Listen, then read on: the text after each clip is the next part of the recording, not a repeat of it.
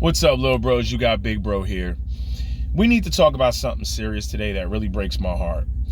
These are cars that are not parked. These cars are lined up in my home state of New Jersey. You may recognize the area. I'm not going to say the area, but these are cars lined up to get early Thanksgiving food, rations, turkeys, and stuff like that. These are people that cannot put food on the table. These are people that cannot put food on the table after more free money was given out in the history of the United States from 2020 to 2022. More stimulus, more extra unemployment, more bailout money than in the history. These scammy YouTube influencers up here like to toot their own horn that they're giving back, that they're giving donations, which is a tax write-off. Don't be fooled by that. Anybody who's giving money back, it is a tax write-off. It is a tax write-off to bring your tax and your income down of your business or your personal income. Don't be fooled by that. Trust me. Where are these people now? They sold the dream of having you put your money on these investment platforms, these scammy Discords, these scammy Patreons, these scammy classes. I can guarantee if I went up to any one of those people in line, they participated in the whole meme stock, cryptocurrency craze. I can almost guarantee, but now they don't even have food for the table for their families. Just 4 years later, it's not even 4 years later, and people are lining up for food. When more people were eating out, door dashing, and buying luxury items than ever before, it flowed to the top. It flowed back to the top when you don't understand money. See, a lot of these black influencers and a lot of these scammy white influencers, Hispanic influencers, they took advantage of their communities because their communities look like them. If Hispanic people said, it looks like us, Hispanic people followed them. Black people said, oh, it looks like us now, generational wealth, they followed them. So on with white people and whatever nationality. But the money will always flow back to the people who understand money. They won't tell you things like this.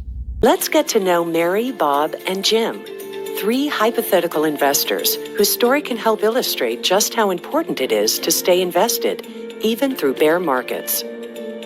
Back in 1976, they each earned $18,580 a year. With a hypothetical 3% yearly raise and 10% raise every 5 years, by 2015, their salaries had all grown to $112,560. Throughout that time, they each saved 10% every year. They also followed the same allocation plan for their investments, investing in model portfolios that started out more aggressive and became less risky as they aged. But when they retired at the end of 2015, there was a difference in the size of their nest eggs. Let's find out why. When it comes to investing, Bob was a reactor. He stuck it out through several bear markets, but in 2008, he pulled his money out of the stock market and moved it to 3-month Treasury bills. Bob continued to save 10% each year, and for a while he stayed on track. But from 2008 through 2015, he missed out on the market gains he would have had if he'd been invested in the model portfolio, so he ended up with the smallest nest egg. Mary is a waffler. After any year with negative returns, she pulled all of her money out of the market and kept it in 3-month Treasury bills, still continuing to save 10% every year. If after 2 years the market was up again, Mary reinvested in the model portfolio aligned with her time horizon. Because she took several breaks from investing, she managed to miss some further declines. But when the market turns, it can turn quickly. And often when she bought back into the market, the price point was higher, sometimes significantly higher than where she sold. Missing out on those run-ups really cost her, and she ended up just slightly ahead of Bob. And then we have Jim, the stalwart. Over the course of 4 decades, he stayed disciplined and continued to invest no matter how the market performed. Because Jim stuck to his plan, riding through the down markets, he was positioned to catch the run-ups. By the end of 2015, he had well over $1 million, far more than either Bob, who reacted, or Mary, our waffler. That it takes decades of investing. It takes decades of being consistent. It takes decades of sticking to a plan, living frugal, below your means. You gotta live below your means to have money to invest, but they won't tell you that. They want to get up here and pump these platforms that I'm sure is selling your information. Oh, don't be fooled.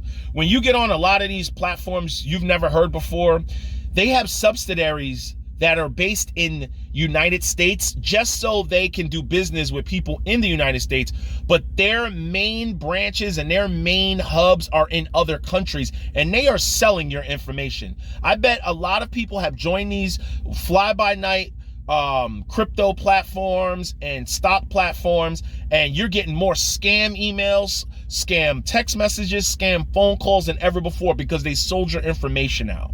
A lot of these platforms, it's almost impossible to get your money off if you're trying to get your money off these things. I hear the horror stories.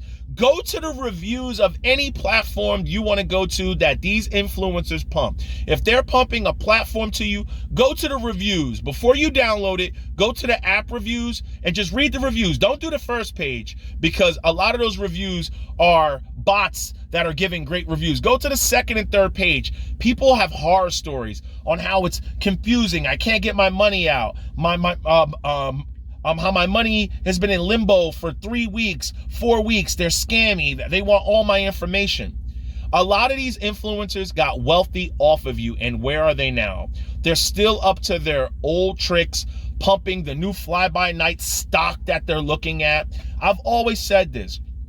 A lot of these influencers pump useless information that will never be used in everyday life or in the long run down in life. It will never be used. Who cares about a cryptocurrency? Who cares about some of these cryptocurrencies? They're worthless, but I'm here to give you the facts and the technicals. What people need to do the technicals on and need to evaluate is their lives. Because a lot of people, sad to say, are going to die with nothing. We're going to lose people this Thanksgiving because they have no food to eat. We're going to lose people over Christmas because they don't have heat and they don't have food to eat. And how many of those people had more money than they ever had before during bailout, stimulus, extra unemployment, and what did they do with it? I always say it's generational knowledge. It's not generational wealth. You cannot have generational wealth without generational knowledge. No dividend stocks are going to do it for you short term. No quick plays are going to do it for you short term. This needs to become a lifestyle, and these people need to be called out. Stop advertising the money you're giving out to people for a tax break. What are you doing now for the everyday people? If you live in these areas and you have extra groceries and cans, you don't got to post what you're giving to people on social media, Instagram, Facebook. Just go do it. Do it because you want to help somebody.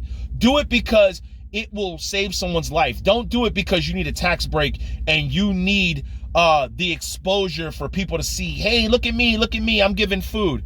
Do it. Do great things when no one is looking. That's when it matters, because that's when God above really sees it. Because remember something, he knows all your intentions.